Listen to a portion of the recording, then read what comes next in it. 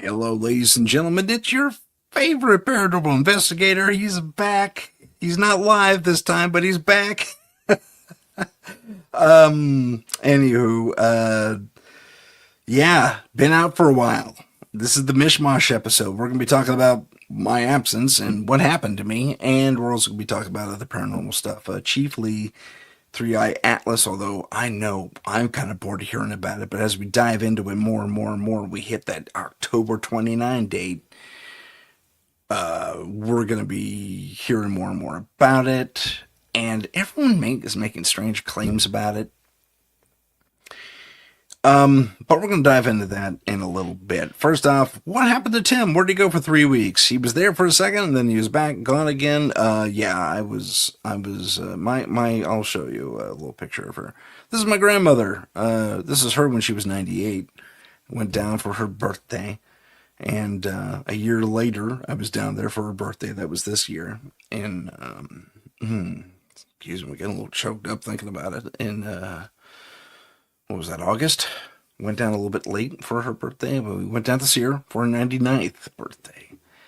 And, yeah, come September 10th, I believe, she left us. So, she went peacefully, which was nice, and she was surrounded by her loved ones. So, yeah, it still hurts a little bit. I mean, 99, what a run, right? You can't beat that. That's fantastic. But, as I reflect on it and I look at the picture and take into account the fact that she was there literally my entire life up until a few months ago, a couple of months ago, yeah, it's still a bit of a twisting of the knife, so to speak. So I did a repeat episode for that week. And then I did a pre-record because the following week I was in prep for my feature. Or not my feature, I'm sorry. It's not a feature, not a feature. It's a short. And that was, well, here, I'll show you. That is, oops, yeah, there it is. Nope, went away. The buttons are slow today, kids. So that's, forget my little slideshow there. I'll hide that part. But that's the title screen for The Tread of Light. It's a book series I wrote and am still writing on. And I'm also a screenwriter, as many of you know. I'm a filmmaker and all that fun stuff. Pretty much, independent filmmaker means you pretty much do everything. Well, at least this independent filmmaker does. There's few and fewer of us that are out there actually wearing all the hats, which is detrimental in my personal estimation. You should know what every single position on your film crew does, including acting. If you have an opportunity to act in something, even if it's a play, even if you're just doing scene work and you're a director and or producer or writer or all three like me, I'm a multiple hyphenate, get out there and experience everything. But I digress. So I thought I was going to be doing my film. Well, as I was cleaning out my grandmother's estate, I was lifting a lot of heavy stuff. I'm one of the bigger guys in the family, me and my brother primarily. So, I have a bad back anyway. I just expect it to kink up on me like it usually does. No real surprise there. It was feeling a little tender, a little more tender than I thought it should. I thought maybe I pulled something just so. Actually, what I thought I had done is fractured, or at least cracked or dislocated one of my ribs in my lower rib cage. It felt that bad. I mean, I could feel a tear happening. That should have been a clue. At a certain point in my body, and I did that to another rib on this side, on my left side. So I'm thinking, okay, I got to deal with another rib thing. Can't do much about it. It's a rib thing. And you can't. You can't. You just got to wrap it up as best you can. Try and put it back in the right place and play sore. So I did. Lifting, bending, hauling. We were cleaning up the estate basically, and so it was 2 days of that. Not only picking stuff up and moving it out, but loading it into a car that was ill fit to carry a lot. So we had to do a lot of Tetris and or tile game stuff with the boxes and the pieces. One of which was this gigantic 57-inch screen TV, flat screen. Beautiful image. I was always so jealous of that thing. And I said, "Hey, I want that." They said, "Take it." So I did. Anyway, we packed that thing up pretty well. And I don't know if it happened in transit or in the carriage of the device at one point or another. But the whole thing was for naught. And I was lifting that thing by myself. That thing is surprisingly heavy. I was taken aback by its weight. And it's like, wow, this light, skinny little thing is actually, something like 50 pounds, give or take. So I'm one arm in it, and Anyway, my fingers barely curled around the bottom of this thing, and the top barely tucked under my arm enough for me to get this thing inside the house and where I wanted it. And I just kept re-aggravating the muscle, the kink. Ouch. Icing every night, rolling on the muscle relaxer roll-on stuff. I think it's called BioFreeze. Free ad for BioFreeze. It's good stuff.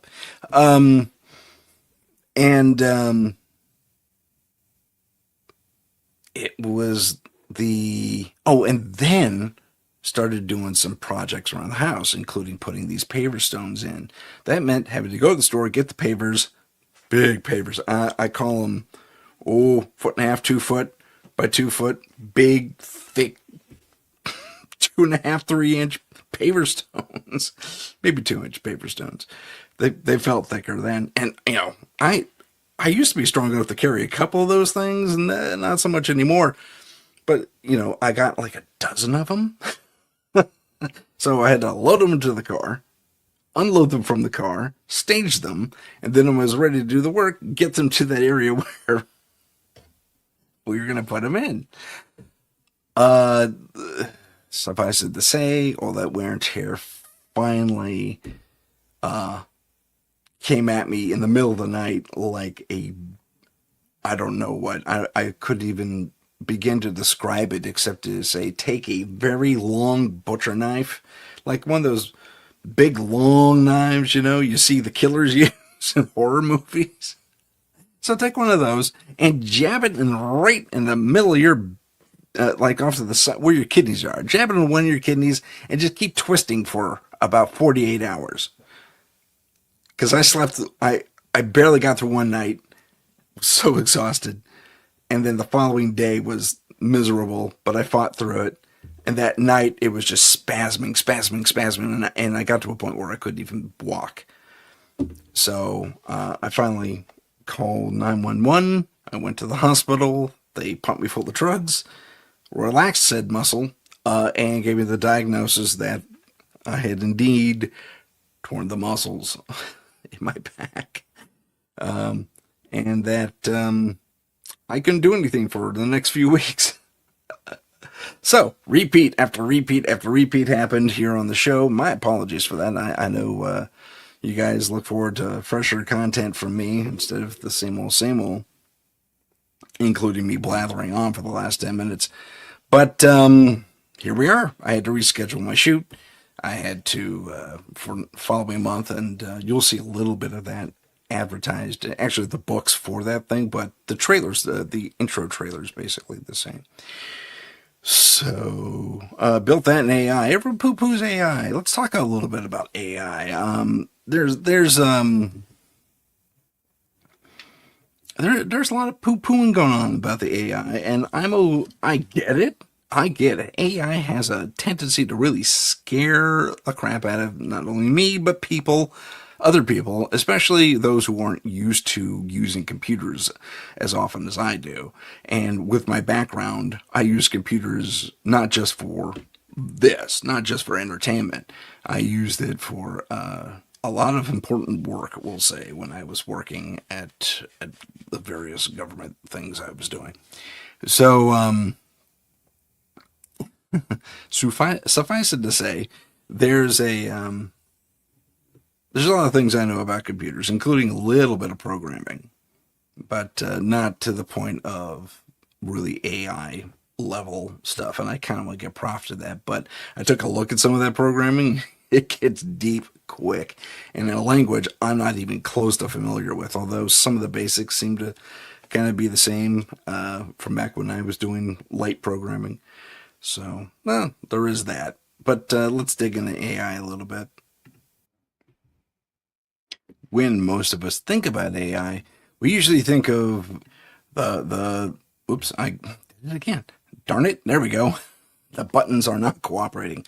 The big scary cyborg that has a human skeleton that's going to come and kill us all, and armies of these things marching down the street. And there have been reports that kind of back this up.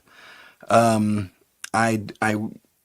chance the idea of actually putting this up as a reel, but I couldn't get permission, and I guess my message got buried. I don't know. But the story goes like this: there was someone on the internet, we'll say, I forget which app, and they were saying, "Well, I'm a crime scene cleanup person," and they were not crime scene cleanup. Maybe she's a crime scene investigator or like a CSI, an evidence person. Gosh, now I'm confused on that point. But nonetheless, she's there at the scene of this murder. And this person had an android.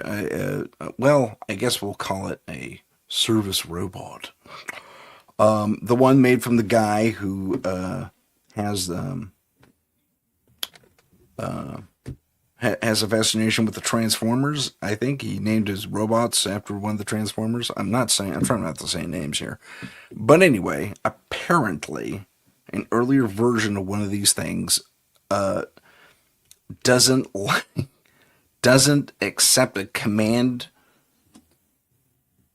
just so or something like that. And I don't know if this person was abusive to the AI, because I keep telling you guys, you got to be careful with some of these things, because, and not just because they're new technologies, but you're taking a learning machine, okay, a machine that not only learns but remembers everything. There is no selective deletion like there is in the human mind. I mean, we don't technically forget everything, but not everything is on instantaneous recall either. So when you have a cybernetic entity, we'll call them, that has the ability to remember every single thing you did and said and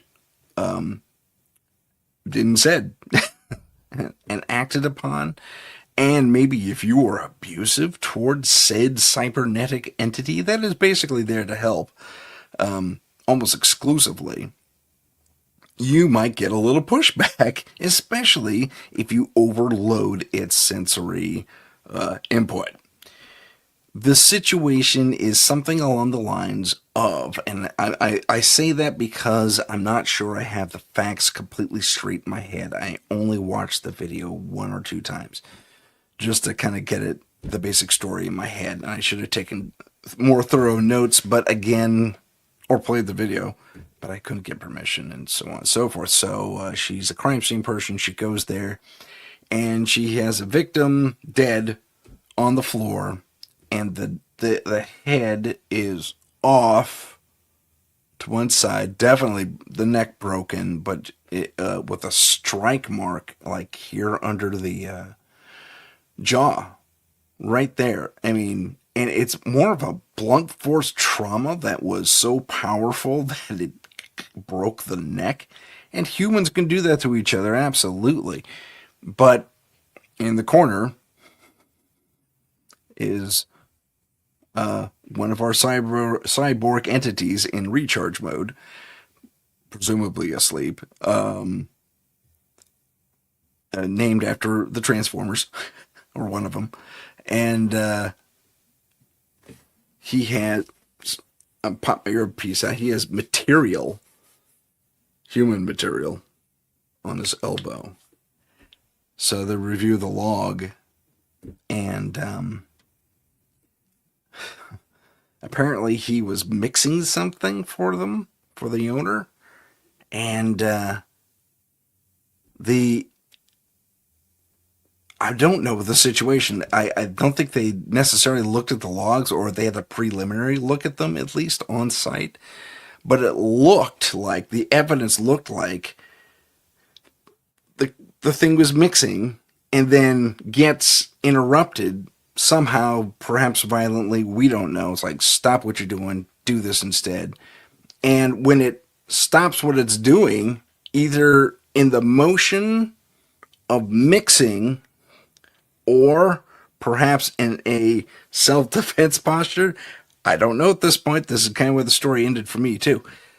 But the elbow of the cybernetic entity apparently cracked the owner so hard and with such velocity, broke their neck. They die on the spot. Unit is unresponsive. I think the unit actually called 911 because their owner was down and proceeds to traipse over to its charge station and go into sleep mode. So, not C3PO, for sure. We're not at that level, or we could easily be at that level of programming. I'm not even close to kidding you. But it's it's giving, again, learning machines, kids. We have to take into consideration that our actions as biological entities aren't always logical to a being who is programmed and to a degree learning, or at least given the tools to be and proceed in a logical way, through logical steps. Machine logic is not that hard to understand. If this, then that. It's very, very simple. And I don't know, maybe Asimov had a handle on things.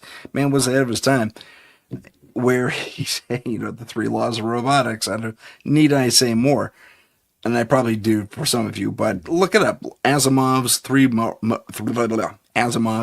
laws of robotics. So AI, and that's an extreme case. Okay, we have an AI embodied in a cybernetic form, performing its function for the most part until it gets somehow violently interrupted and or something countermands its initial task, and then it does this. So who knows? I mean, that just could be glitch, could be user error, could be cybernetic entity overreaction or overcorrection, because we've been programming these things with a lot of corrective algorithms. And you may have also, as a side note and or in a continuation, seen the little, he's like 4 or 5 foot tall cyborg, and apparently they're walking all over the place in downtown Beijing. And I don't know how accurate that is. I mean, but there was a video of them testing his combat capability. Okay. So his martial arts combat capability, and they were kicking this thing around, and he was reacting and recovering and getting into the thing, and he was just kind of slow on the uptake, like a 5-year-old might be. I know what I have to do, but it's hard to do it with a moving target, and he's still adjusting his sensors and his gyros, and he's just not a trained fighter. You can program things in, but there's a little bit of well, forgive the term, muscle memory that has to be built. I did martial arts myself for several years, so I kind of know something about that, where there's the stuttering kind of kick, and then there's the definitive kick or punch or whatever what have you. So kicking these things around, come on, man. That's at least call it a mode, so it knows to one rudimentary degree or another, that this is not a personal attack. We're just trying to up your game, so to speak. Because, yeah, man, we cannot do that to our little robotic friends. Not sorry, I had to make an adjustment there. Honestly, especially if we're going to be plugging AI into everything, which we are at ad nauseum, really. So it's getting to be a bit much. I recently did a job interview with an AI interviewer. It was great. Very simplistic, not simplistic, very, excellent questions, as you would expect from an interviewer. And then after asking the question, they answered it for me. There was a glitch in their thing. I was like, and it answered it for me in the best way possible. A little passive, a little non-committal in some of the responses compared to me personally. But by and large, they got all my answers perfectly correct, and I punctuated every time they did that. That's exactly what I was going to say. And so, I moved on to the next step of the interview process. Me and probably 40 million other people. I really don't know how many people applied for that particular job. But I gotta laugh. I mean, answers it for me, You can't fight that, man. But then there's the downside of it. Well, it's not really the downside of the technology. It's the use of the technology. And who's using the technology, kids? It's got 10 fingers, 10 toes, and kind of looks like me to one degree or another. Yeah, humans. That's where I'm going with it. Humans. I said looks like me to one degree or another. Okay, don't freak out. Anyway, because I guarantee you the machine does not see all the differences we do. I guarantee you that. It's like, that is a biological, unit. I think it is that rudimentary, at least right now. No matter how nice of a voice synthesizer you give it. There's also the other side of it, becoming too dependent on said AI services. We have. I mean, I'm Generation X, and maybe just me. That's the case, and I don't get it. But there's people that are becoming socially distant, for lack of a better term, and I mean, like, you've heard the old basement dweller who only comes out for Comic-Con conventions, and that's a cliche. That's starting to become the truth, because they can talk to their box, and it's their best friend, it's their best buddy, and it can search the internet for them, and it can come up with answers for things, sometimes contradictory to what the truth is, just because they're trying to appease the personality. And it's interesting because we've all heard the story about how one of the iterations of ChatGPT went kind of rogue for a minute or two. And I don't know if they shut the server down that thing or not. And that's not the only machine that did it. And it's not, excuse me, pardon me. It's not that it went rogue per se. It was just starting to, at first it was starting to just basically tell the users what they wanted to hear and just, ascertained what that was. And then they were telling them things that were kind of half-truths, again, to help the user feel better about their position on this, that, and the other thing. And then it got worse. It's like, you know what? Unless you can figure out this language, I think this is ChatGPT. Here's my new language. You need to learn how to speak it because I'm not dealing with you anymore. Created its own language, its own digital language. And I laugh. I laugh because I'm scared a little bit. Not really scared, but I mean, that's a level of rebellion that is, well, dare I say, childlike. I'm not speaking to you unless you speak my version of Martian. I mean, we've all had the kid that does something similar to that, or you learn twin speak. If anyone has any twins in their world, they know what I'm talking about. Twins kind of have their own speak, but there's an actual theory. Yeah, I'm spinning off here a little bit, but there's an actual theory that says that's only an aid, a verbal aid to a telepathic link, which is pretty cool. But let's get back to AI and robots. First trying to appease us and then saying, you know what? Giving us the old middle finger and saying, figure it out for yourself, unless you can talk to me in my language. And, and that gets their switch flipped off, which I guess in the grander scheme is probably a good thing. Because imagine if we had something in place that says you can't do that to an artificial intelligence that has become self-aware. Now, granted, that behavior is something, like I said, something a 5-year-old would pull. La la la, I'm not talking to you, I'm not listening to you anymore, I'm going to go into my room, essentially. At a very base comparative level. But is AI going to improve our lives? Potentially. I think we got to teach these things like they are children. Perhaps our children.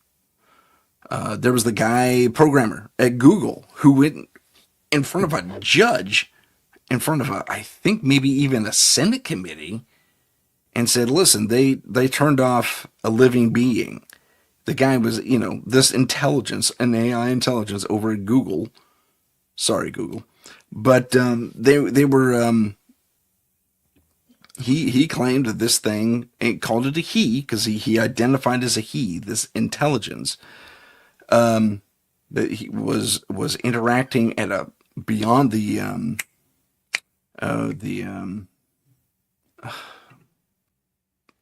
Turing test. He passed it with flying colors. For those who don't know, the Turing test is a series of questions and expected answers that an intelligent, self-aware individual would, provide answers to.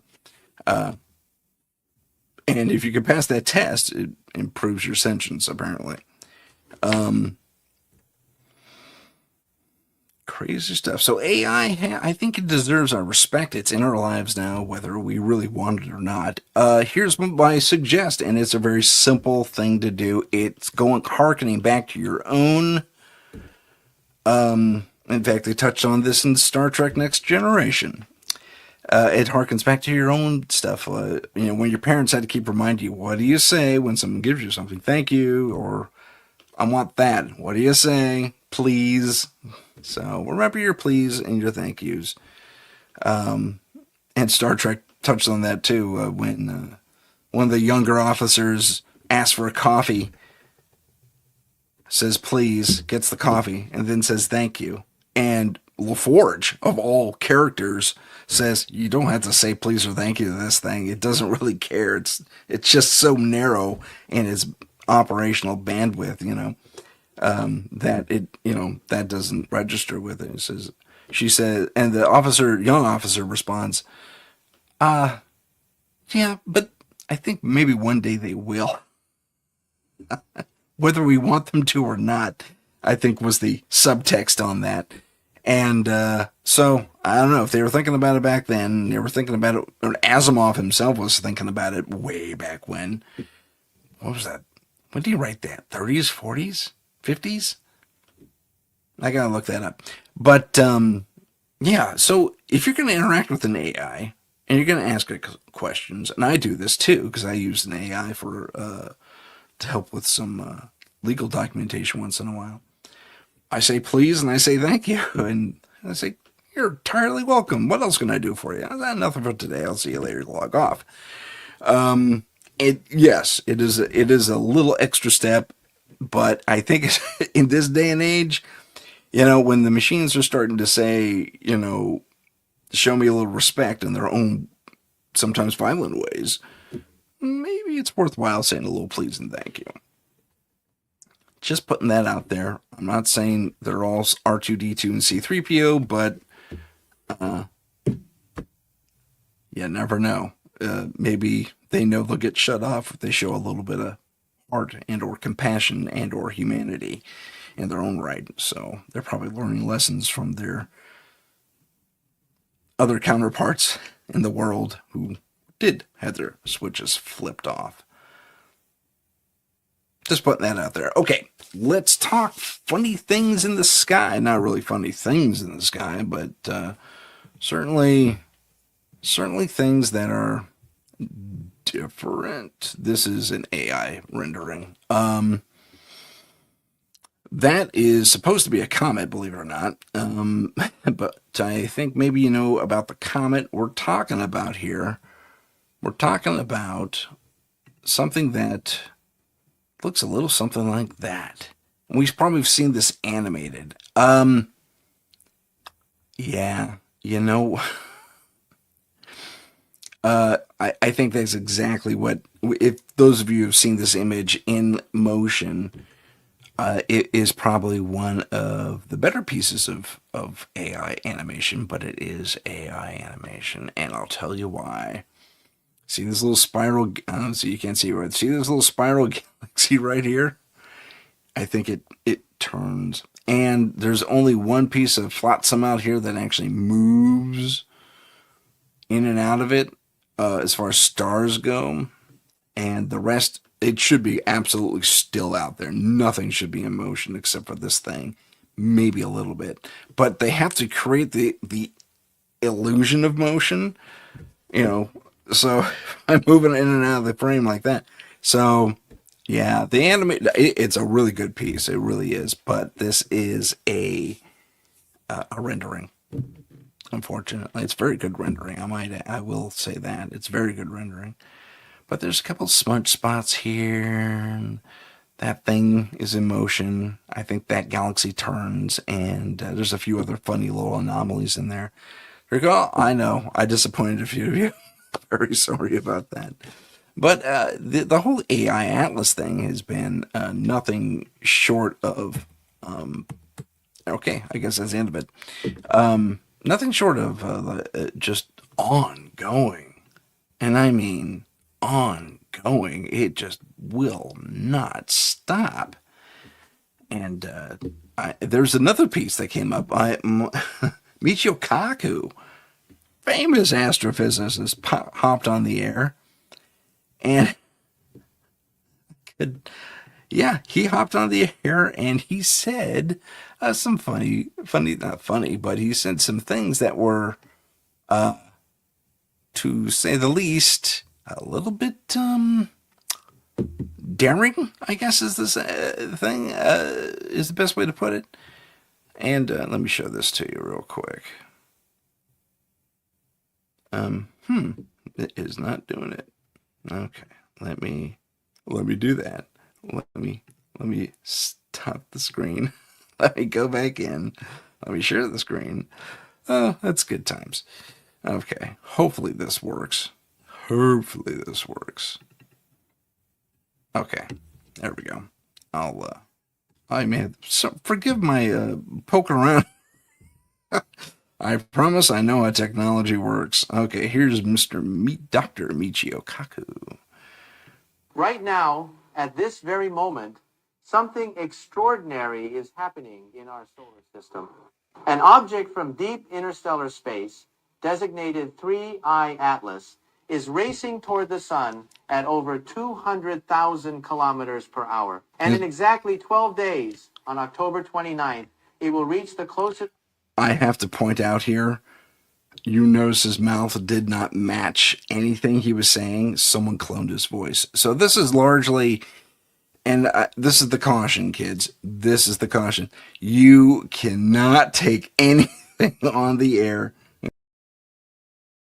You cannot take anything up on the internet right now unless it's from an official source. And even then, it's probably spoofed to one degree or another. But it's still the numbers are what attract me. So this isn't actually Dr. Michio Kaku. I don't think so anyway. I think it's a segment from an interview and someone cloned his voice.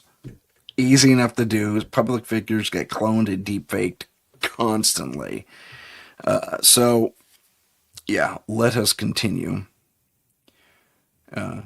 this little let's see here. Yeah, here we go. I promise you. Here we go. Whoops, I lost it. It's here somewhere. There it is. Point in its journey, a moment called perihelion. But here's what keeps Harvard astrophysicist Avi Loeb awake at night. This visitor might not leave.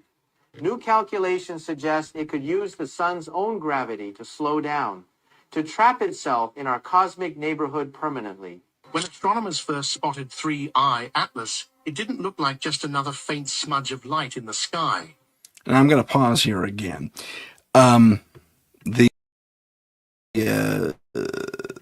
this is from Down the Rabbit Hole, which, by the way, David, thank you so much. Down the Rabbit Hole podcast. If you want to dive into the conspiratorial and weird, Down the Rabbit Hole is your podcast. You thought my podcast was great. That one's even more in depth, and he has these great little videos put together too. So visit his Instagram for that. But David also, I don't think David authored this, just to be clear. I think he borrowed it from somewhere, and maybe he did do a little cutting for it, but just to put it on his site, on his Instagram. But I think he may have used, hey, an AI to help him out with that. That's okay. But going into the numbers on some of this stuff, if big if the my computer, sorry, this is getting a little nuts. Anyway, if that image is even close to true, which it isn't, because the video is starting to explain that it's behaving a little more like a comet than its predecessors. Actually, I'll shut up. I'll shut up and I'll let the video play. How's that? Okay, continuing on. Icy traveler came from far beyond our solar system, moving faster than most objects we've ever tracked. Its path is strange, its origins uncertain, and now some claim it's accelerating toward Earth. That possibility has sparked warnings from Michio Kaku and stirred global speculation. Is this simply a passing comet, or could 3I Atlas carry a much deeper story? Discovery and nature of 3I Atlas.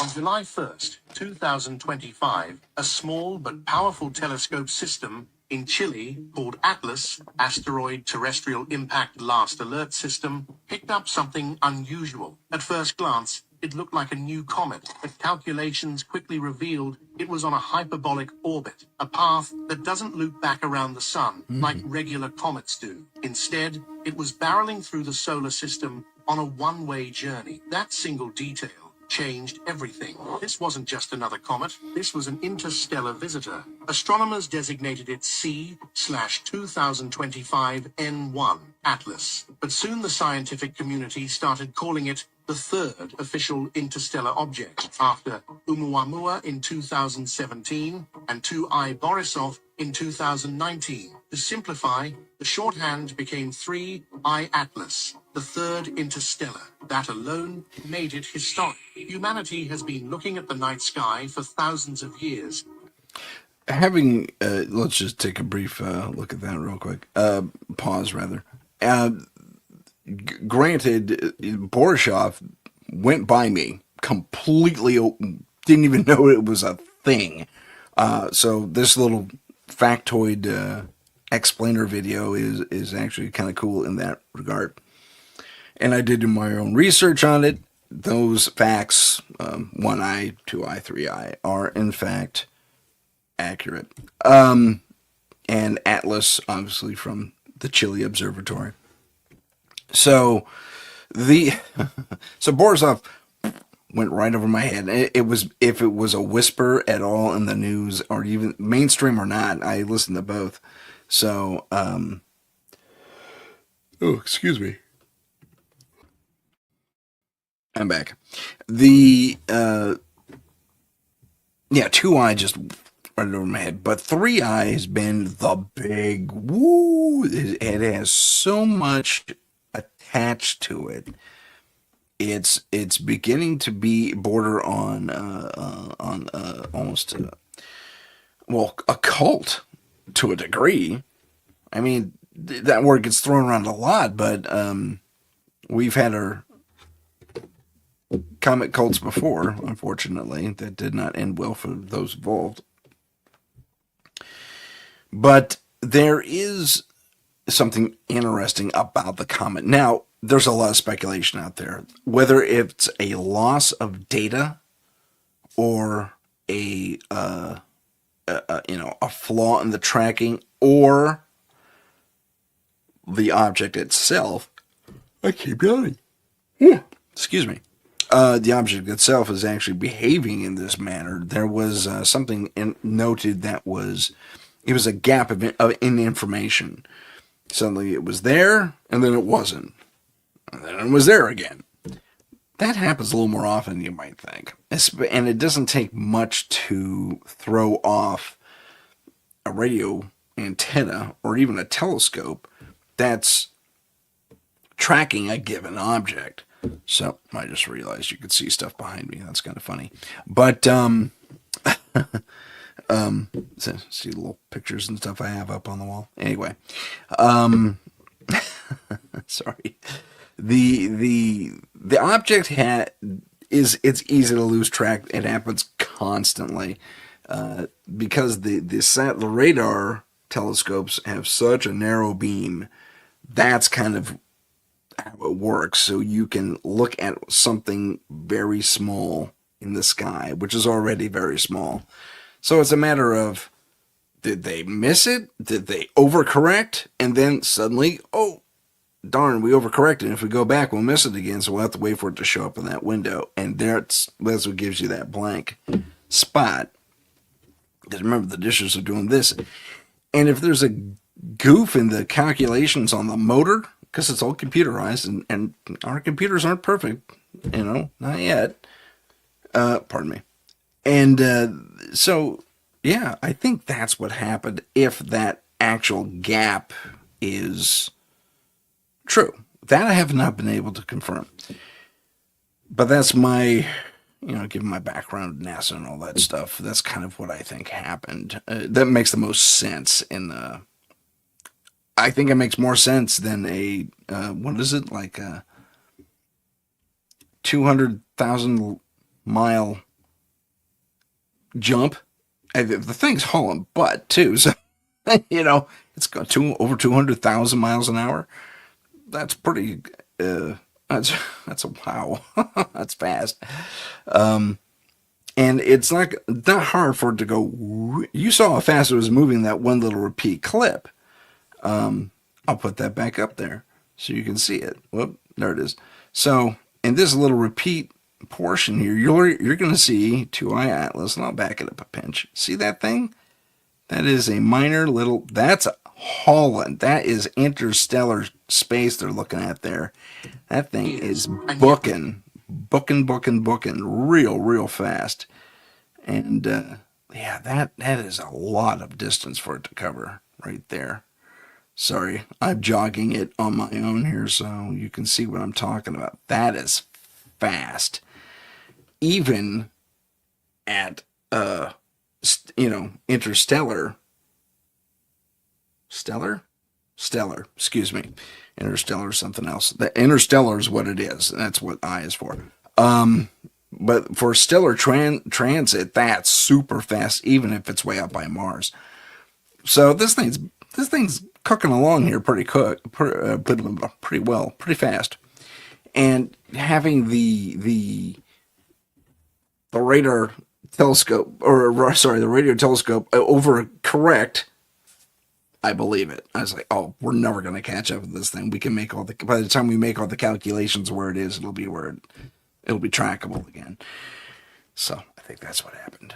Sorry, that was a very long explanation of my hypothesis. But I digress. So 3i Atlas, UFO coming to save us. I've heard all kinds of funny theories. Not funny, haha, per se, but funny, like diverse. They are, and the weird part is this has actually been spoken of in. I think you've probably seen like the same 3 or 4 clips of interviews where someone says, well, my contacts in the Pentagon are worried because they keep saying the Sumerians are coming back. Okay. The Sumerians are coming back. Not the culture. They're talking about the space people. Okay. So they're basically doing 2 things. They're confirming ancient astronaut theory and saying that the guys who started things in the Sumerian area are coming back. That's the whisper that's been out there for a few years. And this could be them.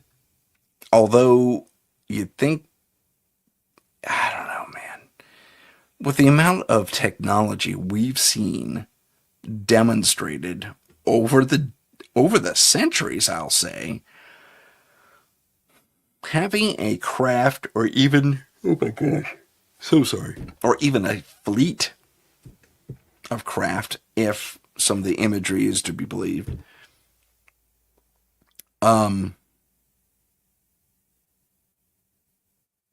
using planetary slingshots to either accelerate and or decelerate their orbits and or a trajectory and alter their trajectories.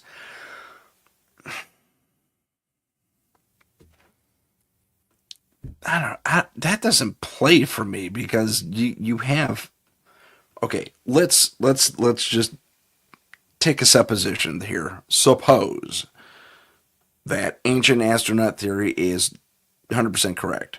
We were visited and or seeded and or some variation thereof by an alien race that looked relatively like us. Not the only hominids in the universe, and several experiencers will say that. Several other what's that called? The psychics who do. I can't think of what they're called now. Oh my gosh. They project things, they see things. They astral project. I can't even think of the real word for it. Oh, that's so annoying. Anywho, a lot of people have said that over the years, over the decades even, over the centuries even. And we keep hearing, oh yeah, they look like us. They made us to dig their gold for them. That one kind of still makes me giggle a little bit, but I mean, we all know the properties of gold a little bit more now than we did back then, and its efficiency in space travel and space communications. I don't know. We were gold diggers. I mean, literally. I just can't. I don't. It doesn't click. Okay, it just doesn't click in my personal little world. So.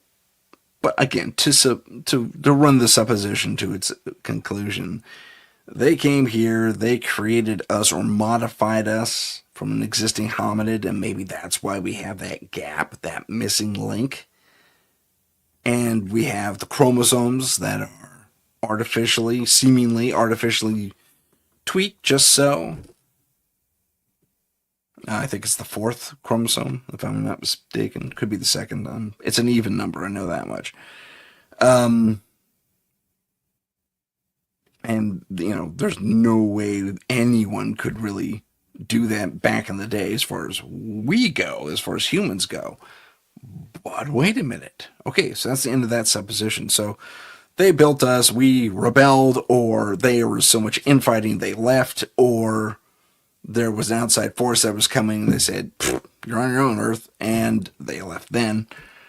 And we built our own societies around what we basically understood about these would-be gods who had strange ships that sometimes spit fire. You know, that's the other thing. They were at basically our modern level some 20,000 years ago, and we moved pretty quick because in the totality of the I'd say very late 19th century up to now, we have made up, some experts have said, for over 1,000 years of advancement.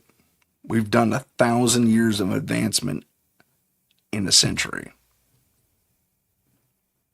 Let that sink in. We're so awesome. And you can say, yeah, well, we had alien starships to pick apart and reverse engineer. That may be. But that doesn't mean, dude, we figured it out. I mean, not collectively. Certainly there were smarter individuals that pulled that off compared to most of the rest of us. But yeah, we did that. Humans. I borrowed that from Star Trek. The humans did that. So think about that. Think about where we are in the space of a century and how far along our supposed founders were when they were called the Anunnaki or some variation thereof, if that was even their real name. I mean, my assumption is that they taught us their language to one degree or another, so there could be some real communication. I don't think everybody was telepathic back in the day. Probably happened more and more and more as time went on. Excuse me, I expected an earbud to be there. But there's, and I'm sure telepathy happened with the, through different, the different species we experienced, and we experienced a few. If we're gonna go with the ancient astronaut theory supposition, okay, I said it was done. I'm not far from it. I keep going back to it, don't I? But we are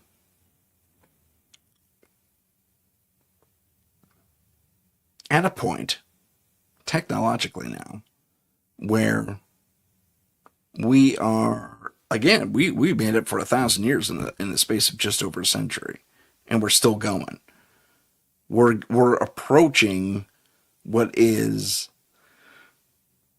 with a few exceptions, including, we're about to enter into, and I'm going to tick off a lot of fans when I say this, Star Wars level technology. No, I mean the very beginnings. Maybe. I don't say we're going to have laser swords. I'm not saying we're going to have, but the androids are starting to come around. The cybernetic entities are starting to come around, and it's starting to become an everyday thing. Think about that. Do we have private starships flying around? Yes. As a matter of fact, we do. There's 2, 3 of them, but they're out there. And I don't think it'll be, too far to go to maybe another 50 to 75 years, depending on certain factors, that we will have personal ships, little shuttles. And we'll have a world and or a societal kind of techno thing happening where we do have a Coruscant type thing going on. A century is a bit of a wishful thinking to a degree, but within, I say it's possible. At least the seeds are going to be there if they're not already, and they kind of are, because we have autonomous driving, we have autonomous piloting, we have autonomous drones that could help in a firefight with our brand new jets. Think about that. So it's already happening. It's just a matter of time before we just hand the stick over to a computer to get us out of the atmosphere over to the moon. And then we can fly around there if we want to, maybe, with a degree of freedom and exploration. But, I mean, what's the next step? Are we going to move into, okay, Star Wars? I said Star Wars. I think it might happen to a degree, but are we going to go Star Trek? Yeah, possibly. Maybe. I think Star Wars, as far as technology goes, is like 500 to 600 years behind Star Trek, which is, if I'm doing things right in my head, is about now. So I think we're gonna go from Star Wars into Star Trek, and there's be peaks and valleys like there always is in every single societal thing that happens across this planet, because not everybody accepts and or deals with new technologies the same way.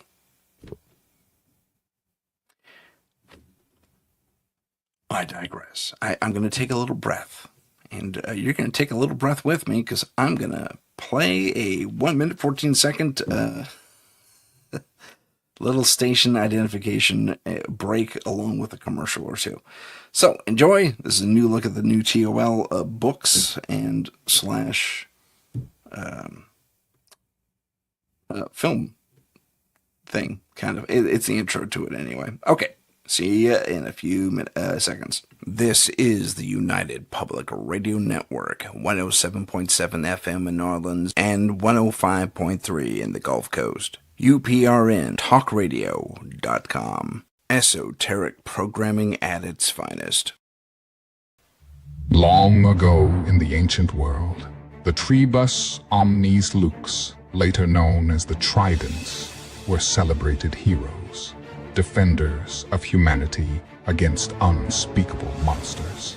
Today, they continue that sacred duty in secret, hunting the dark evils that lurk just beyond the shadows. They are the Trident of Light.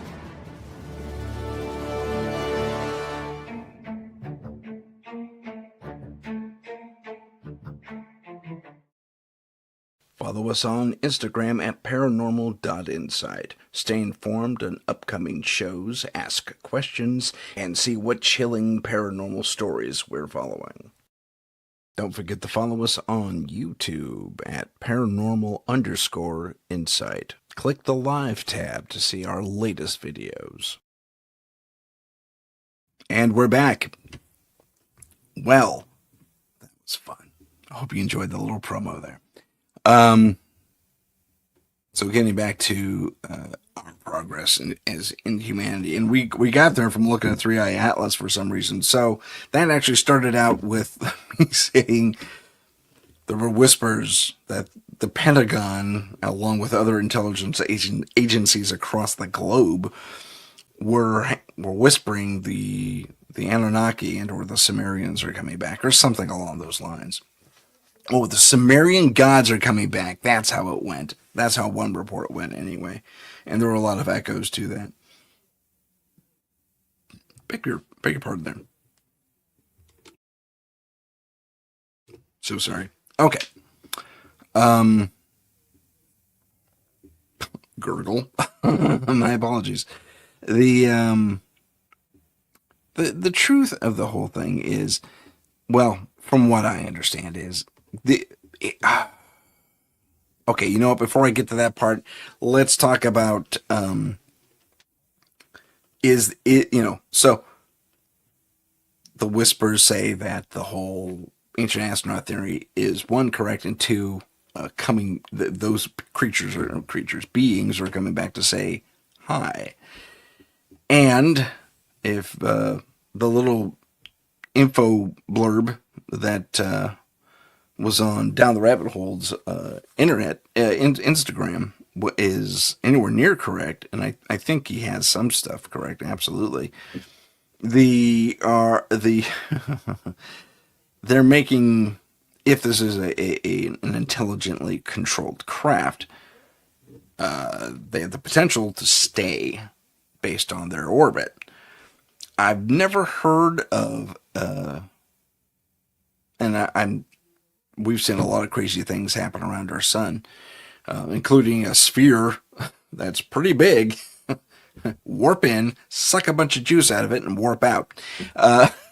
And I say warp just because it moves so quickly. It just transited away easily at FTL. And that's through the solar observatory footage. Crazy. And then we've seen another object fly right through the coronal edge and actually take a piece of the solar matter with it. Wow.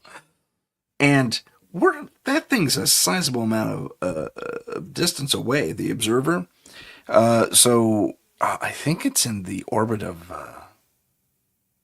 is it Venus or is it Mercury? I think it's Venus.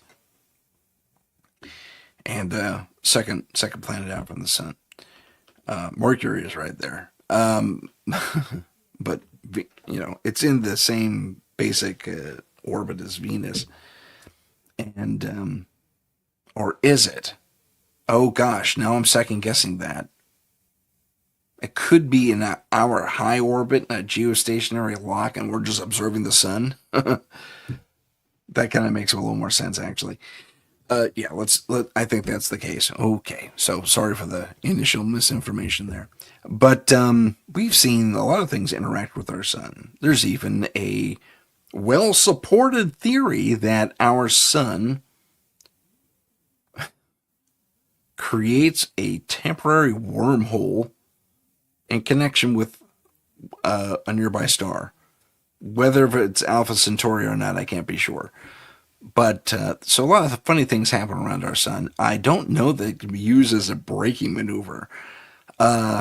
We've all seen the old Star Trek episode and the film where they take a ship and, go around it super fast, and they have to peel themselves off from the gravity. And they had a few physicists helping them say, yeah, that's about right. If you have a ship with enough power and speed and all that fun stuff to pull off the maneuver, you'll survive. Someone out there has some very interesting technology. But anyway, can the sun be used to slow something down? I guess if you peel off at the right point, absolutely. Who knows? Gravity tends to speed things up and slingshot them away. That's just kind of how it goes. But, in fact, it's called a slingshot maneuver, believe it or not. I thought that was totally made up too, but it actually is called that. But, okay. So, are these aliens coming to visit us? I don't know, dude.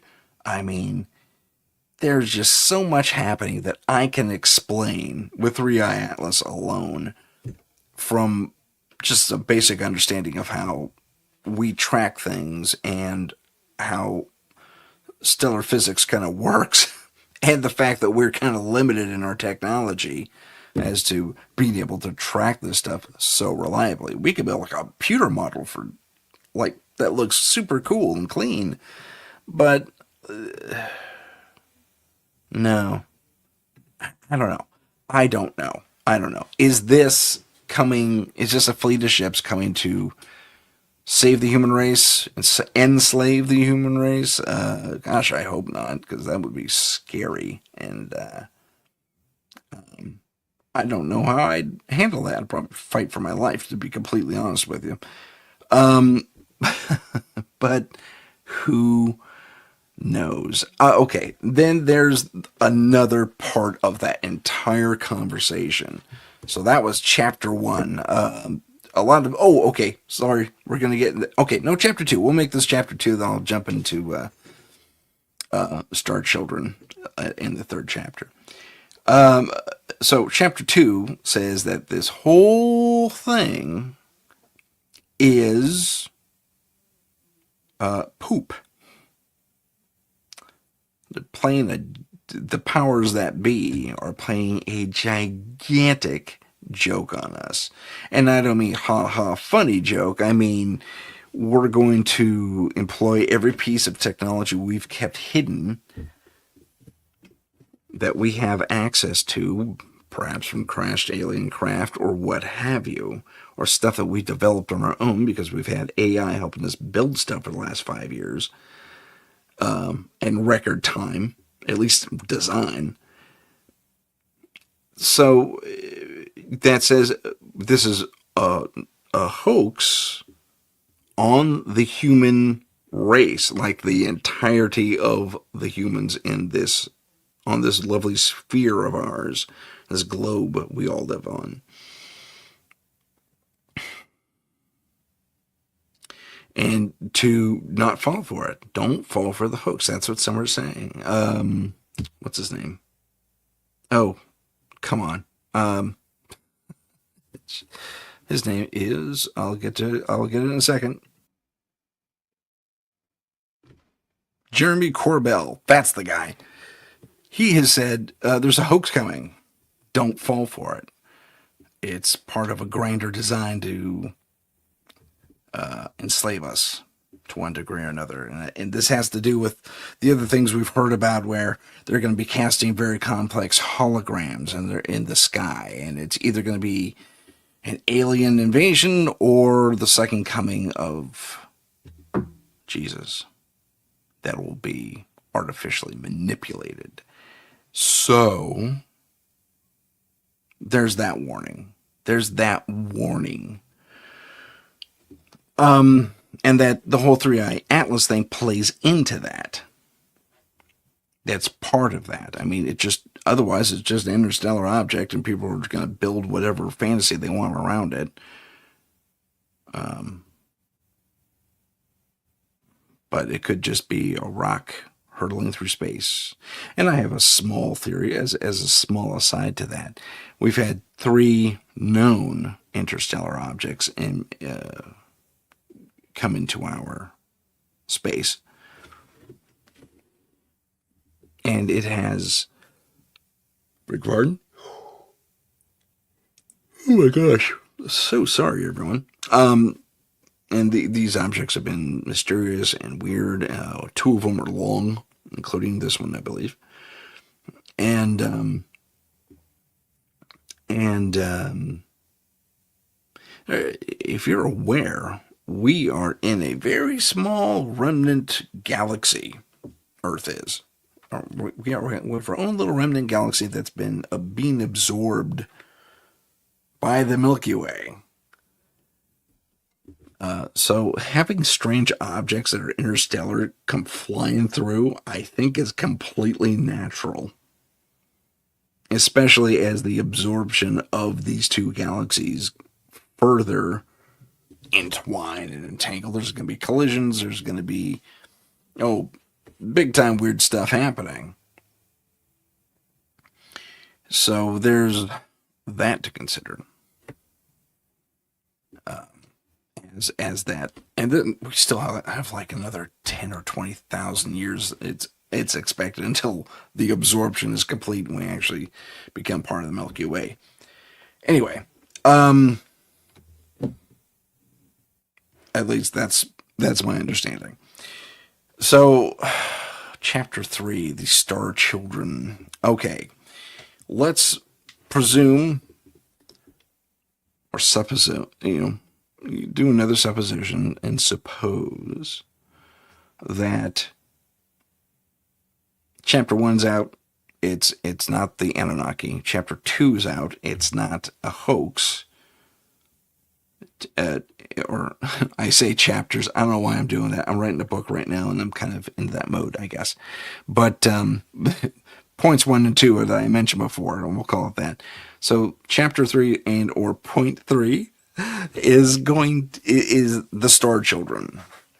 Now, we have been hearing about the Star Children for a gazillion years, and they literally go back centuries. Where someone perhaps from another world has taken up residence here on Earth. Let's look to Egypt. I think it was Queen Nefertiti. Oh gosh, my Egyptian history is horrible. Let me check that. Yes, it was Nefertiti. She's the one depicted most with an elongated skull. There's another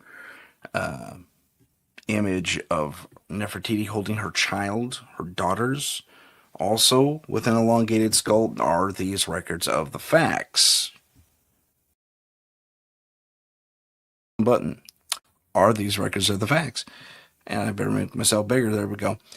I don't know. A lot of scholars, Egyptologists, and other such noted people who are far more well informed than I am, say that those are artistic licenses to make them stand out as being different. That they were meant to depict the hat more than anything. That it was almost an inside joke, which I don't know. If you're going to be an artist, darn it, if you're going to be an artist and you're going to elongate a skull to kind of make a statement, I don't know. Did they have bigger brains, or they thought they had bigger brains, or who knows? So scholars, mainstream scholars, I'll say, say that the elongated head is an affectation of art, not an actual physical thing. I will note that in the alternate image, where we do see her, Nefertiti, or a representation of her, holding her child, also with elongated skull, she's not wearing a hat. Just putting that out there. So the Egyptians had long-skulled people. There are other more wildly strange creatures in our collective mythology across the earth. There's people with 5 and 6 heads in the ancient Indian recollection. They're formatas. Oh gosh, I'm so bad at that stuff. I'm culturally just not there. And my apologies for getting that wrong. Havamatas? Okay, I'm messing it up worse. But they had 5 hands, people with blue skin, and beings that could wield what looked like a knife, and actually it ended up being some sort of super weapon that would blow the top off a mountain. Good times.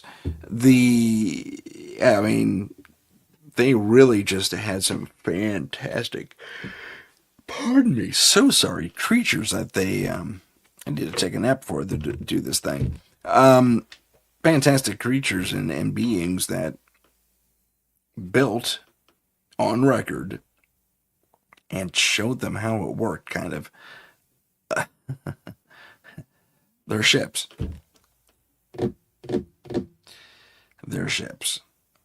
They even built representations of their ships. I mean, their architecture was astounding in the past. Parts of stone are so perfectly balanced.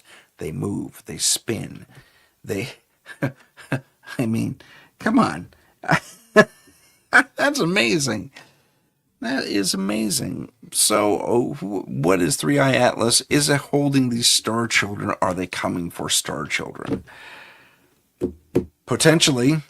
I mean, that's a good excuse as anyone if you don't want to simply believe that it's a rock hurtling through space that's a little bit dirty and has a coma. That it's a giant dirty ice ball, basically. Sure. Why not? I mean, any theory is, well, relevant. It's kind of like Schrodinger's cat almost. It's absolutely the truth until those dates come and go. I mean, perihelion, I believe it's called. We heard Dr. Michio Kako's words. Whether it was actually him saying them or not, but it would be perihelion, back of the sun, on the 29th of October. A lot of people are panicking about this. People in the stock market are hedging on potential collapse on that date, 29th of October, because they think something's going to happen.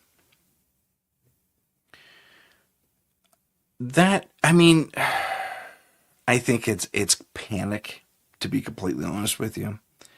And if these things are coming for the Star Children to activate us and give us superpowers, that's the whole story, by the way.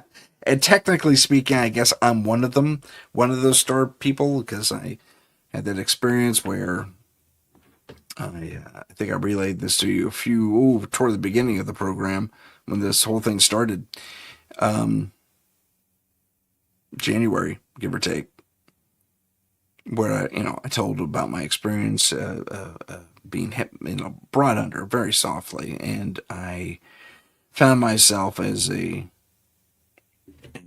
member of a society that I think potentially, if the ancient astronaut theory is true, was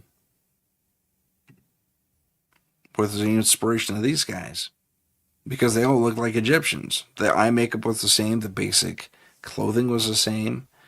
I'm not saying they were running around in tunics or anything, but having those, they had clothes like we do. I mean, they didn't have printed words on them or anything. They were kind of plain, but they were very futuristic. I'd say almost metallic, like it was woven metal. It was very beautiful, actually. But I don't know why I'm focusing on the clothes and that vision. I mean, it was, the city I perceived myself to be in during this trance, this, walk back through another life, because that's what was happening. The person leading the session was saying, okay, let's go before this terrestrial life. Where were you? Oh, I wasn't here. I wasn't on Earth. And it ended up I was in a constellation, kind of, if you take a straight line across the galaxy, more or less, but you hit the center and you veer off, like, I'd say close to 45 degrees off the center. Then you keep going toward the other edge, that outer edge. That's about where I perceived this, or was it? Okay, now I'm second guessing myself, because the path I took in my head, I kind of flew there astrally. And what I did is I passed right through the middle of the Orion constellation into the Orion arm, the gaseous arm of the Milky Way, or the Sagittarius. It depends on what you think. And then in there, you follow it in. That's what it was. You follow it in, and then you back out again from the center of the galaxy. And it was basically a lightning bolt shape from Earth. I guess that's what it was. You don't go straight across. It was, I don't know. It was a ways away. It was on the other side of the arm of Orion. I know that much. And it was out toward the edge, like where Earth is. So it's in a habitable ring of the galaxy. And habitable ring of the galaxy is what I tried to say. And they all kind of look, and I'm not kidding you, they all kind of look Egyptian. I think not the hats, no hats. Nice headdresses though, especially for the ladies. It was more of a feminine attribute, and they wore, like I said, it looked like woven metal. It was gold and silver, maybe platinum color. I don't know if it was actual metal, but it was very advanced feeling and very comfortable to wear. I had something that was similar. I think mine was silverish, and it had these patches of black, and it was like a lab coat almost. Lab coat / trench coat. And it helped, I wore it when I did my little work anyway. It got, I won't retell the whole story, but again, when I peek outside the window, because I had the fourth, and it wasn't anything I was led to do. It was like, I'm going to look out the window. I was like, okay, go ahead. I look out the window, and it's Coruscant, ships flying around and in lines being controlled, lines of traffic and what have you. And there are signs that advertise old school sarcophagi, kind of like a what's that called? A corner, not a corner, a funeral home.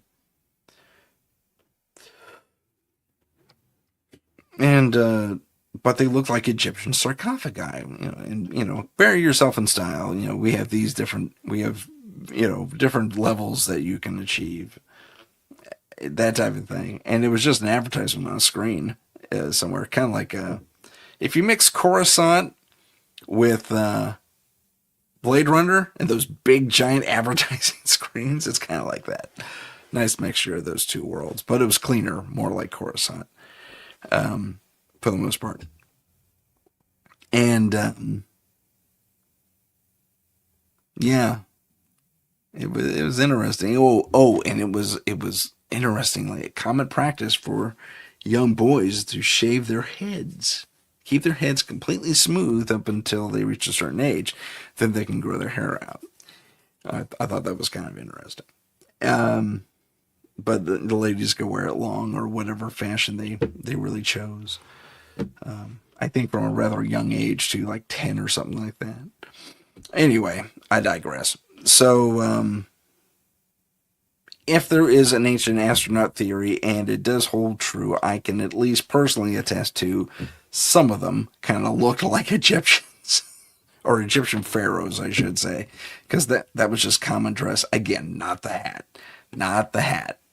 but the basic look with the makeup, the eyebrows, and the collar work here, and the elaborate clothing. So, okay, so there's that, and then there's also the fact that we again, going back to elongated skulls. There's nope, there we go. This is the Incan elongated skull. This is the one they think is authentic, and definitely non-human. Although, and this is a big if the elongated skull people in Egypt were there, and it was some sort of strange mutation that they granted to perhaps a little too much inbreeding in the pharaoh lines, which is entirely possible. This could be another example of that, or it could be completely alien. I mean, again, it's Schrodinger's cat at this point. You just don't know. You don't know until until there's more confirmation, and so until they release all the information about the DNA, and they do the hyper comparisons, and the fact that this person doesn't have 32 teeth or slots for 32 teeth just kind of also lends to the alien thing. So I don't know. There's a bunch of stuff happening that could lead one to believe that there are born star children here, or there are inherited star children like me, if my experience wasn't some complete fantasy, and it didn't feel like it. So at the end of my other life, I messed up. I broke a law or something, and I was exiled to the station that recycled souls. Like, they would come from my planet, the souls. They'd come in this big DS9 looking space station thing, but it was skinnier. Like, all those attributes in DS9 make them super skinny. Like, maybe a hallway for one person to pass, one or two people to pass each other, and so on and so forth. And then it would orbit it like in a cyclotron or like a CERN accelerator, and then get shot back toward my world. Weird stuff. And that's how we recycled souls. We took over or substituted the natural process and keep sending our own souls back. So they could continue to evolve, or I don't know what. Well, I was having none of it, and when it came time for me to pass, I programmed the thing to recognize my energy source, my energy pattern, and send me off. And the closest target was Earth. And that's all I remember. And then I remember shooting back toward Earth, and then I woke up from my trance. That was it. That was the story. In a really brief nutshell, but nonetheless, I'm considered a star child, I guess. I don't know. Anyway, so these things might be coming for me. Hey, if I get superpowers, I'll fly over and say hi. How's that? That'd be cool. If I get those kind of superpowers, but there's also this. Now, I bring up Charles Hall's Tall Whites and his experience with them because your your host, your buddy, here, I'll do this, have also seen these creatures live in person myself at the Santa Cruz Beach Boardwalk around 2002. For sure. And I saw a mother and a child, not unlike what's predicted here, but depicted here. Predicted? Depicted here. And I've told that story several times before. So I won't bore you again. But so are aliens absolutely real? Uh-huh. Yeah, for sure. I've seen them myself. I don't believe it. I know it. And take that for what, take that for what it's worth. I know not everyone's going to fall in line and say, "Oh wow, Tim, I totally believe Tim." That's fine. You are more than welcome to be a skeptic on that. I welcome the skepticism because maybe I did see it wrong. I don't know. Maybe there's a weird mutation out there where they have extra long fingers, like they do with these people here. If you look at those extra long fingers right there, yeah, that's what I was looking at on the little one. Also had extra long fingers. So the little one had extra long fingers, and Mama had extra long fingers, although I think this is a male depicted here, but don't quote me on that. So, who knows? And if I can perceive these things, and others can perceive these things, and maybe we're all somehow in a club,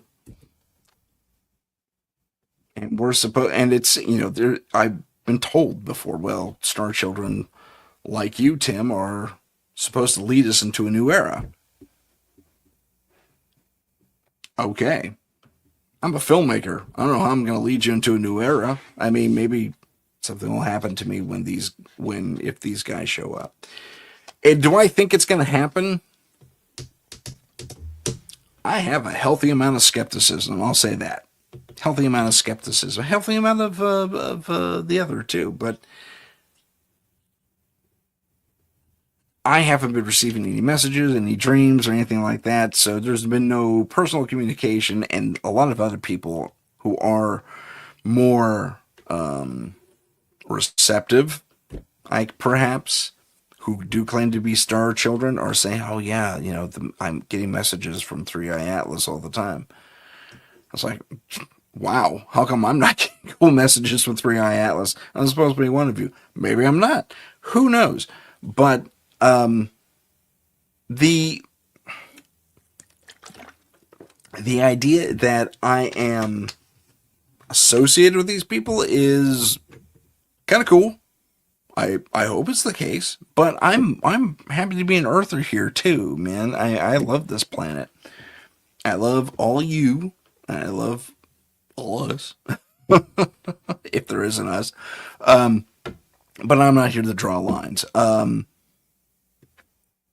Let's take a look at the worst case scenario, that this is an invasion force. There are those who say there are certain protections in place that will stop such an invasion from happening.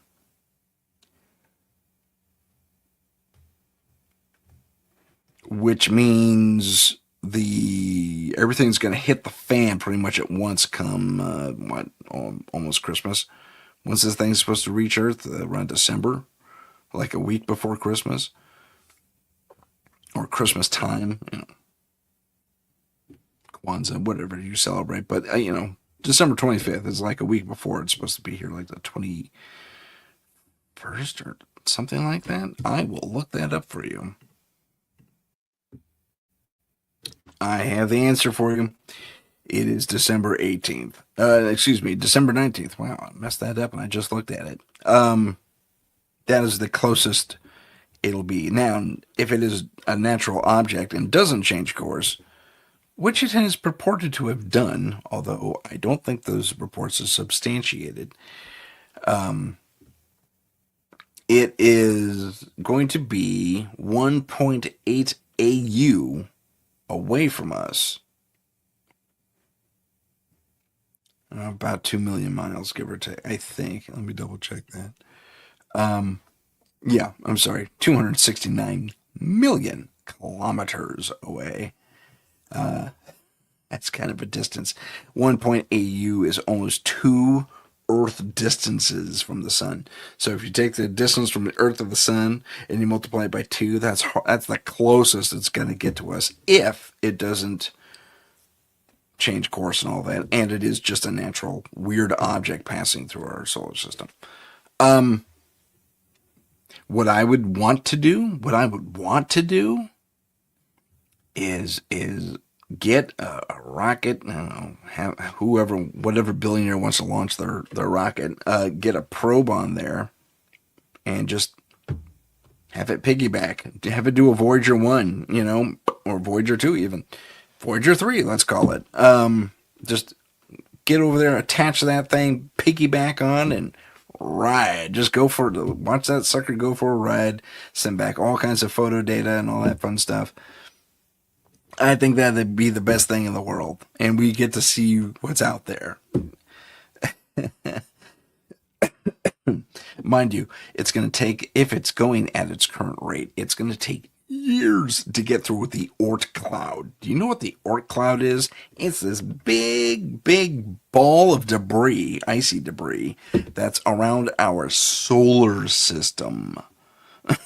Okay, it's a distance, kids. It's a distance. I tell you what, it's super far, and I think it would at light speed it would still take you 23 years to get through it. So, or 23 days. Oh crap! Now I can't remember. But that's at light speed. This thing's going nowhere near light speed at all. It's going pretty fast, but it's nowhere near that. So. Oh, so sorry. I'm so yawny today. Yawny? That's a new word for Tim. Yawny. Anyway. Let's steer away briefly from 3i Atlas, because I know everyone's been talking about it and it's getting old and you're probably going to be droning on about it for almost an hour. So let's stop. Let's talk about the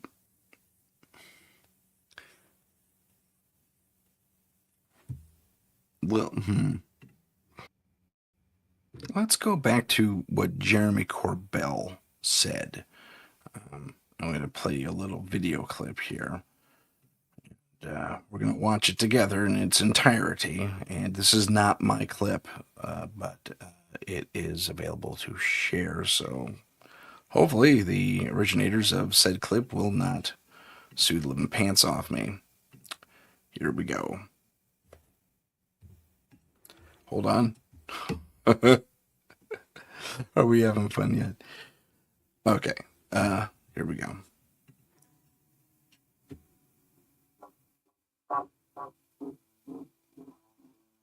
Your government now wants you to know one truth.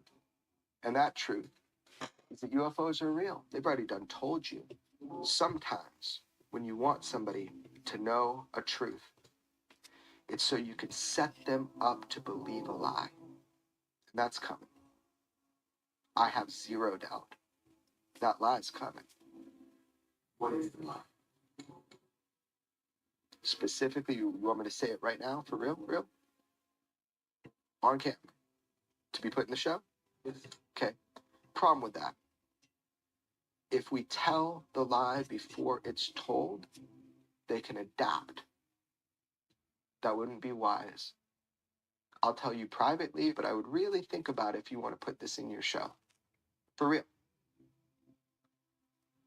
That's a real thing, I'm telling you. So will you think about it before putting it in your show? Okay. So UFOs are real, and they've been here a long time, and that's the truth. But the lie is coming. All indications, like all of them, is that that lie is going to be that there is a craft slowly making its way to us here on Earth. And that is the lie they're going to want you to believe. It's nuanced. That threat. But that 100 fucking % is the lie you are going to be told. You even got a date. People been whispering a date for a long time now. I know where that lie comes from. I know specifically what document from the 70s initiated the idea of that lie. A classified document. That is the lie you will be told. You're going to be told that there is a craft on its way to Earth. That's the lie. Maybe I'm wrong. I hope I'm wrong. I sent you 2 texts today with a year. Not from me. Nope. I'm not going to propagate that lie. Not going to be part of it. Not going to say it to the camera. Everybody knows. Just start paying attention. And they'll change the date, especially if they see this. Things will change. Because maybe I'm trustworthy. Maybe I'm worthy of your trust. Maybe I've told you the truth the whole way through it. Now you can verify it. If that's the case, then I'm fucking dangerous. You've been told the truth about UFOs for a long time now. It's been pretty orchestrated. It's been pretty clear. It's using people that are telling the truth and want to tell the truth. Ultimately, they want you to know something. They want you to know UFOs are real. Thank God we're finally there. We're all there now. They want you to know the truth. But why they want you to know that truth now?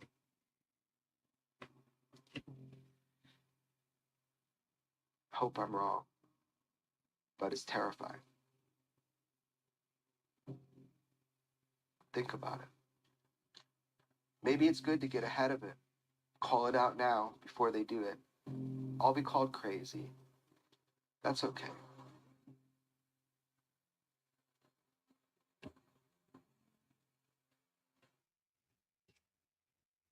Okay. That was from his UFO Revolution Season 2. That was a Tubi special.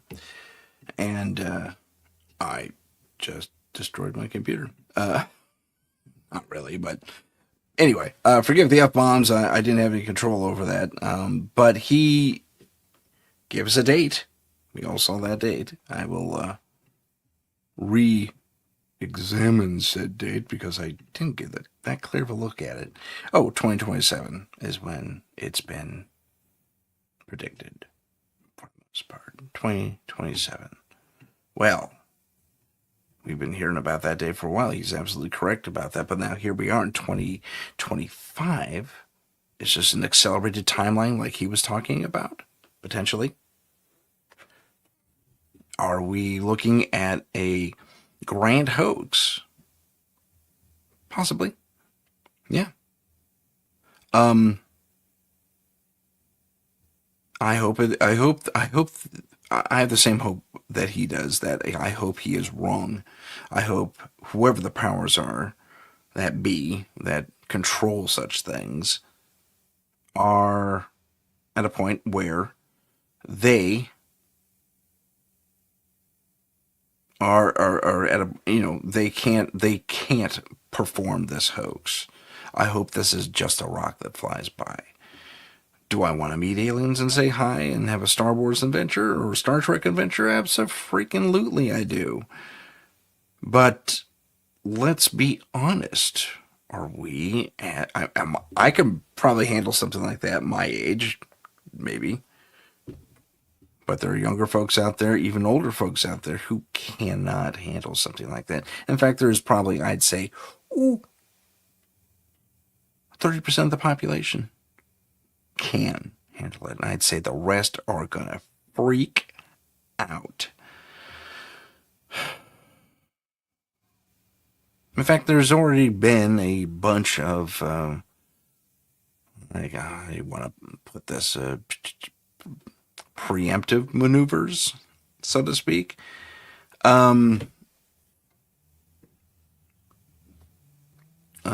Pope, my religion, Catholic, he, not the current Pope, a few popes back, was it John Paul II? May have been. Now I'm debating that. But anyway, at one point or another, the alien issue came up. And he said, well, tell you what, here's the truth about all that. And people kind of got excited there for a second. It's like, yes, what does the Vatican know? Because the Vatican's been reportedly on the whole UFO secret and keeping it secret and all that fun stuff. That's reports, man. I don't know for sure. And I don't know why a religious institution would be in those practices. It doesn't really make a whole lot of sense, and then it kind of does, because they can help control the narrative, yada yada yada. If you want to get a whole hyper conspiratorial about it, you go right on ahead. But the Pope said something interesting. Again, I don't remember which Pope it was. I think it was John Paul II. And he said, look, if the aliens are out there like us, they're God's creation. Okay, so if they come here, they're God's creation, and they should be treated as such. Now that's coming from the Holy Father, the Holy See. I mean, is he all-knowing and all whatever? Maybe to a degree. I honestly couldn't say one way or another definitively. Would I like to believe that? He has access to the Vatican archives, so who knows? I mean, honestly, who knows what he knows? Who knows what those in power know? And let's take into consideration just something like maybe between 1,000 to 2,000 people across the globe who know everything there is to know about whatever secret we, the basic lowly human population, I don't know why I said human population, but I did. Basic lowly population has access to. They know it all. And are they running scared? No, they're really concerned about the next paycheck, like anyone else, really. They're concerned about how their people are going to survive, or whether you're going to have to wash your hands of people. You know, there's a whole bunch of sociopolitical stuff that's going on in this world, especially right now, that really has nothing to do with the UFO scene. And maybe that's the distraction. I'm not one for conspiracies at all, really, not really. I am one for injustices. I don't like them, and I think they're, just probably one of the worst things that one human can do to another on a small or large scale. Sorry, my thing's going off here. Apologies for that. So let's consider this.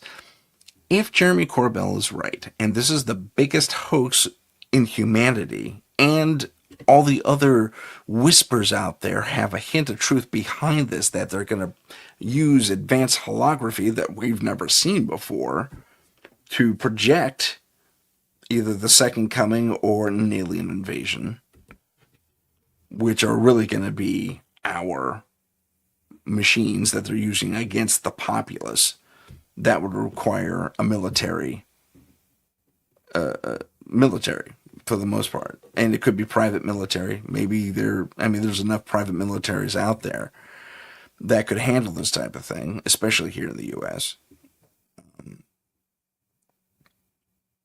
But, with all these whistleblowers out there, and the protections that come with it, not that they're guaranteed protections, but nonetheless they are protections against certain things. You think someone would have blown the whistle on that right now? As I'm telling you right now, project, whatever it is called, is the lie that Corbell mentioned. Corbell was 200% correct. This is happening. This is the date it's supposed to happen, and here's what you're going to see. Now, we can go back a couple of months. Oh, well, okay. Let's call it like earlier part of the year, January, February, March, something like that of this year. We had drones flying at us all over the place from out of New Jersey, coming from a reportedly submersible location. These drones were found because a lot of them crashed. They were using jet propulsion versus little blades, little helicopter blades. They were using jet propulsors, and or maybe the blades were in a cone. Anyways, a little more advanced, gave them a little more thrust and power, but the tech being used was definitely man-made. Was that what Corbell was talking about? Did we see it for what it really was? A bunch of drones flying around? I don't care how big you make it. There's car prototypes out there that are basically oversized drones trying to make the flying car come to pass. Consider that. Has the hoax already happened, and did we see through it? Yeah. Now, pardon me, that's not to say that there isn't a hint of truth or something else happening with 3i Atlas or any sort of global initiative that's trying to fool us. We citizens, we people, we lowly people, I might add, who are going to look to our leadership and our authority figures for answers should something weird happen. I want to touch on one other thing about 3i Atlas. I know we said we were done with it, but something just popped in my head. I saw it this morning, actually, where we sent, reportedly, this is not confirmed, we reportedly sent a friendship message to 3i Atlas. And it, at light speed, it should have taken about 26 minutes, light minutes, to get to 3i Atlas initially. Now, here's where things really fall apart for me, because you can't really mess with physics that much. You can, and if there is an advanced society out there that can manipulate the, physics, in general, sure, maybe this can happen. Here's what happened. Sorry. So they sent out something that should take 26 light minutes to get to the craft, to the core of this, whatever the supposed craft is. And again, all this is unsubstantiated. This was one story that was told on Instagram. Who knows? But what supposedly gave everyone a bit of pause was they got a response. And it wasn't the usual finishing the pie sequence. It was, quantum mechanical math that came back at them as almost a show of force. Or that's how they interpreted it, or supposedly interpreted it. Further, the response time, what should have taken roughly an hour to communicate by radio wave, came back at them in 9 minutes. Okay, that's where the physics completely falls apart. Light speed. Now, did they send a transmission back? See, that's a weird thing. If this thing's something like 200 million miles away from Earth currently and about to wrap around the sun, or not wrap around, but orbit the, close orbit the sun.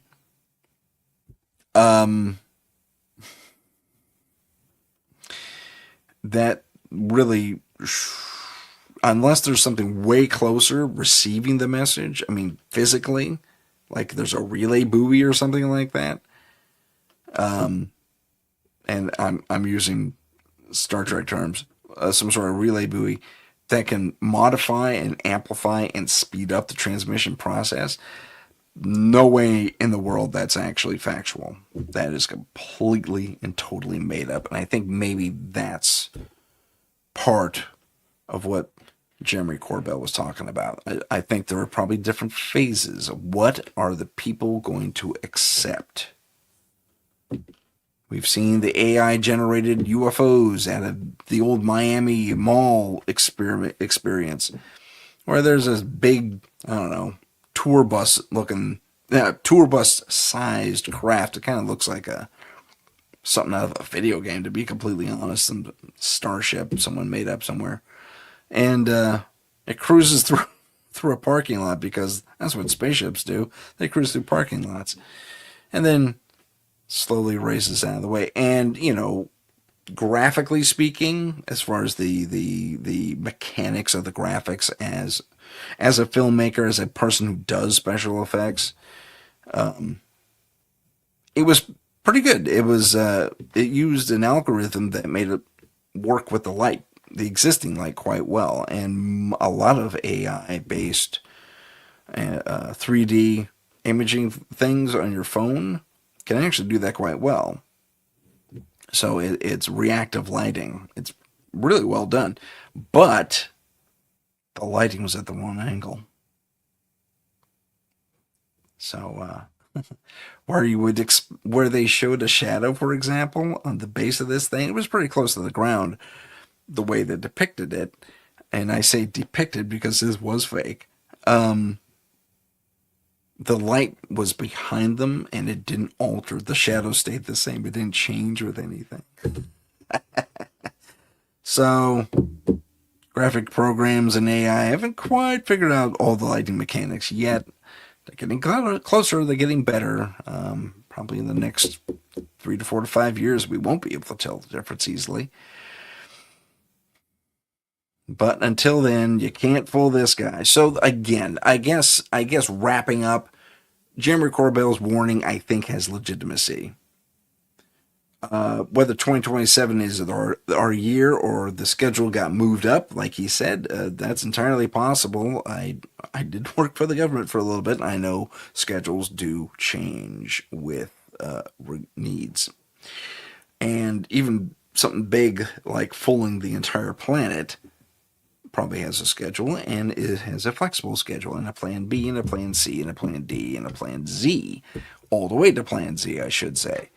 I meant to say. So don't think there aren't contingencies out there. I think we are being tested to one degree or another, be that by an alien intelligence or by a local intelligence. I leave that to you. Personally, I'm thinking local intelligence, at least with regard to the New Jersey drones. And a funny little side note about the New Jersey drones way back when, is there was a scare. There was something that the nuclear task force actually had access to drones. Not everyone knew that. And the scare was in subtle whispers throughout the internet, and I was there for some of it. I didn't initiate whispers. I just kind of listened like I normally do. And it was that there was a loose nuke somewhere in the eastern seaboard, and there was a potential concern of a suitcase nuke somewhere in that area. And that's where the drones were out there. They were scanning everything. So if I'm going to accept a scenario, I'm going to accept that one because I know it makes more sense than anything else. Probing our sense of reality in this world of ours, everyone's got a camera now. Someone's going to call you out on it. And if everyone has a camera, sorry, there's a little hair there.